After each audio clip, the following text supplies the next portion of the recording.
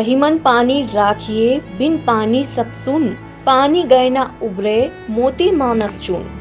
अब समय आ चुका है जब जल के महत्व को देखते हुए हमें जल संरक्षण को अपनी सर्वोच्च प्राथमिकताओं में रखकर पूरे देश में कारगर जन जागरण अभियान चलाएं। जल संरक्षण के कुछ परंपरागत उपाय तो बेहद सरल और सहज रहे हैं, जिन्हें हम जाने क्यों विकास और फैशन की अंधी दौड़ में भूल बैठे हैं। नेशनल फ्रंटियर न्यूज के माध्यम से इस विषय प्रस्तुति में आपको सरलतम भाषा में बताया जा रहा है कि जल की बचत कैसे करें। सर्वप्रथम, नहाते समय बाल्टी में जल लेकर शावर या टब में स्नान की तुलना में बहुत जल बचा सकते हैं। दूसरे, हम अपने 2 पहिया और कार इत्यादि वाहन को धोने में काफी जल बर्बाद कर देते हैं। इस आदत पर अभी से अंकुश लगाना होगा।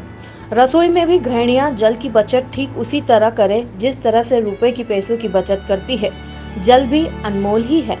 पहले गांव और कस्बे और नगरों की सीमा पर यहाँ कहीं नीची सतह पर तालाब अवश्य होते थे, जिनमें स्वाभाविक रूप में मानसून की वर्षा का जल एकत्रित हो जाता था। साथ ही अनुपयोगी जल भी तालाब में जाता था, जिसे मछलियां और मेंढक आदि साफ करते रहते थे और तालाबों का जल पूरे गांव के पीने, नहाने और पशुओं आदि के काम में आता था। दुर्भाग्य के स्वार्थी मनुष्य ने तालाबों को पाट कर घर बना लिए हैं और जल की आपूर्ति खुद ही बंद कर बैठा है। जरूरी है कि गांव और कस्बे और नगरों में छोटे बड़े तालाब बनाकर वर्षा का जल का संरक्षण किया जाए।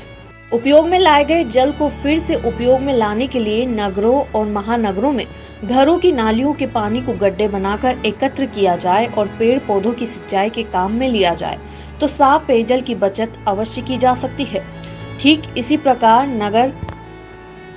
प्रकार अगर प्रत्येक घर की छत पर वर्षा जल का भंडार करने के लिए 1 या 2 टंकी बनाए जाए और इन्हें मजबूत जाली या फिल्टर कपड़े से ढक दिया जाए तो हर नगर में जल संरक्षण किया जा सकेगा।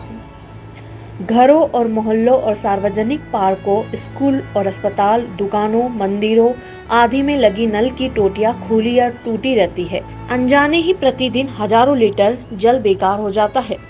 इस बर्बादी को रोकने के लिए नगर पालिका एक्ट में टोटियों की चोरी को दंडात्मक अपराध बनाकर जागरूकता भी बढ़ानी होगी। गंगा और यमुना जैसी पावन बड़ी नदियों की नियमित सफाई बेहद जरूरी है। नगरों और महानगरों का गंदा पानी ऐसी नदियों में जाकर प्रदूषण बढ़ाता है, जिससे मछलियां आदि मर जाती है और यह प्रदूषण लगातार बढ़ता ही चला जाता है। बड़ी नदियों के जल का शोधन करके पेयजल के रूप में प्रयोग किया जा सके, इसके लिए शासन प्रशासन को लगातार सक्रिय रहना होगा। जंगलों में पेड़ों की बेतहाशा कटाई की वजह से दोहरा नुकसान भी हो रहा है। पहला यह कि वापसीकरण न होने से वर्षा नहीं हो पाती और दूसरी भूमिगत जल सूखता जाता है। बढ़ती जनसंख्या और औद्योगिकरण के कारण जंगल और वृक्षों के अंधाधुंध कटाई से भूमि की नमी लगातार कम होती जा रही है, इसलिए वृक्षारोपण कार्य लगातार जरूरी है।